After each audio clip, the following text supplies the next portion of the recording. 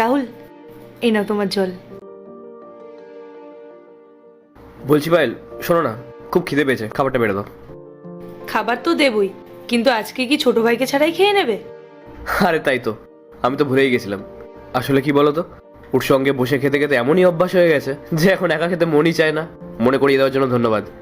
রাহুল, দায়িত্বের চাপে তুমি তোমার পরিবারকে ভুলে যেতে পারো, কিন্তু আমি আমার পরিবারকে কখনো ভুলবো না। দাদা, আরে ইন্দ্র, আয় আয়। আচ্ছা শোন, তুই তাড়াতাড়ি হাত মুখ দিয়ে ফ্রেশ হয়ে আয়, তোর বৌদি আমাদের জন্য খাবার বাড়ছে। ঠিক আছে দাদা, আমি এক্ষুনি আসছি। আচ্ছা ঠিক আছে, চলো রাখি। বৌদি, এই নাও আমার এই মান্থের স্যালারি। আর তোমাদের আশীর্বাদে এই মাসের ইনসেনটিভ মিলিয়ে অনেকটা টাকা পেয়েছি। ইন্দ্র, আমি বলছিলাম কি, এবার থেকে তুমি তোমার স্যালারির টাকাটা পূজার হাতে দিতে শুরু করো। ঘরের লক্ষ্মীর হাতে টাকা দিলে সংসারে শ্রীবৃদ্ধি হয়। বৌদি, নিজের উপার্জনের প্রথমবারের টাকাটা যদি বাড়ির বড়দের হাতে দিই তাহলে সেটা বাড়তেই থাকে। এই নাও বৌদি, এই টাকাটা তুমিই রাখো।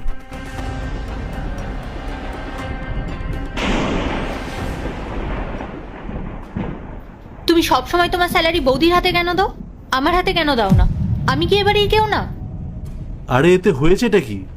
তোমার আর বৌদির মধ্যে কি কোনো তফাৎ আছে? আর তোমার যখন যা দরকার হবে বৌদির কাছে চেয়ে নিলেই তো হলো।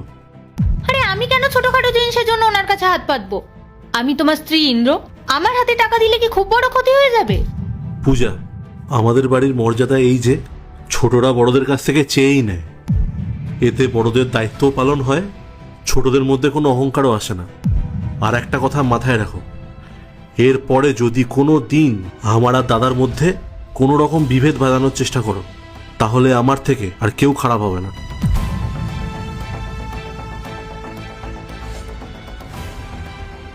শোনো না, এই মুহূর্তে আমাদের বাড়িতে নগদ কত টাকা আছে? কেন, লাখ দুয়েক তো হবেই। হঠাৎ করে টাকার কথা বলছো কেন? কোনো এমার্জেন্সি আছে? তোমার ভাইয়ের দরকার হতে পারে, ওকে এই টাকাটা দিতে হবে। আর হয়তো এই টাকাটা ফেরত পাওয়ার আশাও করো না। মানে কি হয়েছে খুলে বলো তো।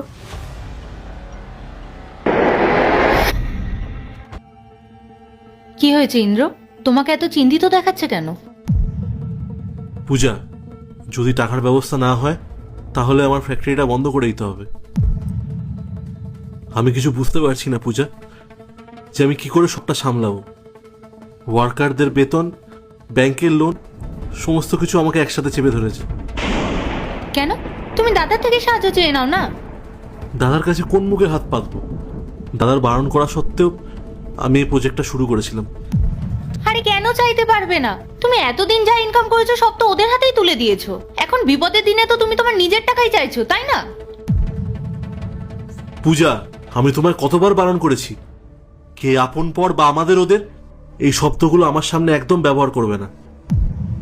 এই বিপদের দিনেও তুমি ভাগাভাগির কথা ভাবছো?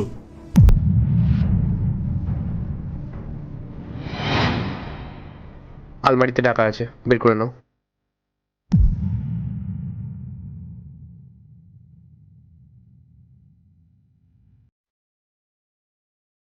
পায়েল, একটা কথা কিন্তু ভালো করে ভেবে নাও, আমাদের কাছে যা ছিল তুমি কিন্তু সব বের করে নিয়েছো।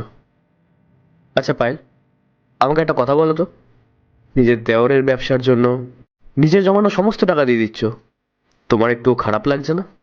এতে খারাপ লাগার কি আছে রাহুল? ও তো আমাদেরই অংশ। আর আমার মা আমাকে ছোটবেলায় একটা কথা শিখিয়েছিলেন, যে নিজে টাকা খরচ করার আগে 100 বার ভাববি, কিন্তু পরিবারের কোনো প্রয়োজনে টাকা দিতে হলে একবারও ভাববি না। নাও, ভাইকে গিয়ে টাকাটা দিয়ে এসো। আচ্ছা।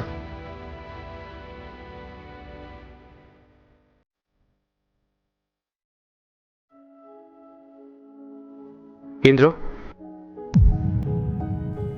হ্যাঁ দা, বল।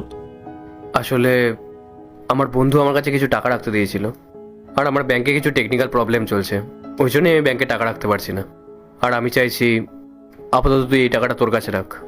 আর শোন, তোর বিজনেসে যা যা জিনিসপত্র প্রয়োজন হবে তুই নির্দ্বিধায় এই টাকাটা থেকে খরচা করিস, আর তোর যখন সময় হবে তুই আমাকে ফেরত দিয়ে দিস। রাখ, আসছি আমি। দাদা, এই টাকাগুলো যদি ফেরত দিতে আমার 1 বছর সময় লেগে যায়, তোর কোনো অসুবিধা হবে না তো? কোনো ব্যাপার না ভাই, তুই 1 বছর পরেই দিস।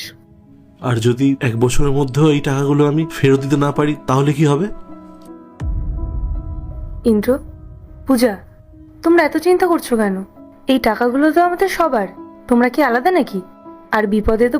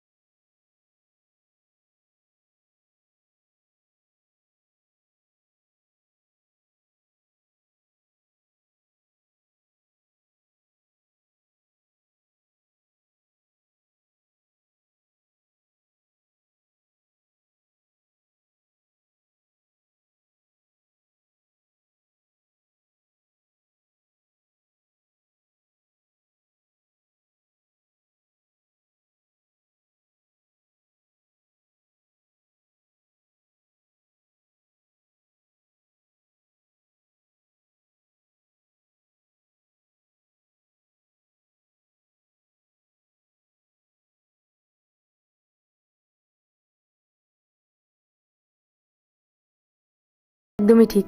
আমি শুধু ভগবানের কাছে একটাই প্রার্থনা করি, যাতে আমাদের পরিবারের এই অটুট বন্ধনে কারো নজর না লাগে। আমরা যেন সারা জীবন এভাবেই একে অপরের হাত ধরে নিজেদের হাসি কান্নাটা ভাগ করে নিতে পারি।